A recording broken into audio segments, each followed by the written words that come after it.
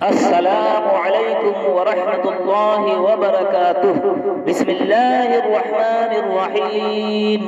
اذا جاء نصر اللہ والفتح ورأيت الناس يدخلون في دين الله أفواجا فسبح بحمد ربك واستغفره إنه كان توابا۔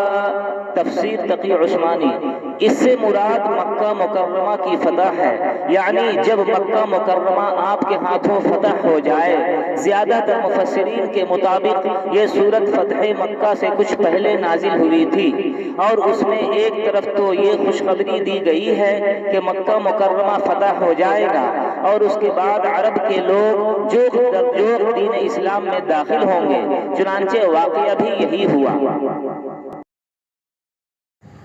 اور دوسری طرف چونکہ اسلام کے پھیل جانے سے حضور اقدس صلی اللہ علیہ وسلم کے دنیا میں تشریف لانے کا مقصد حاصل ہو جائے گا، اس لیے آپ کو دنیا سے رخصت ہونے کی تیاری کے لیے حمد، تسبیح اور استغفار کا حکم دیا گیا ہے۔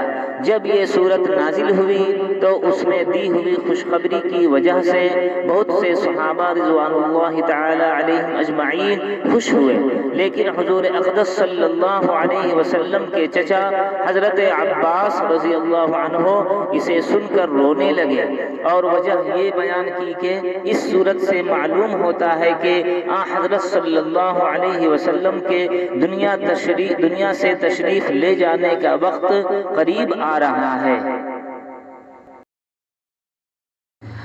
اگرچہ حضرت صلی اللہ علیہ وسلم ہر طرح کے گناہوں سے بالکل پاک اور معصوم تھے، اور اگر آپ کی شان کے لحاظ سے کوئی بھول چوک ہوئی بھی تو سورہ فتح میں اللہ تعالی نے اس کو بھی معاف کرنے کا اعلان فرما دیا تھا۔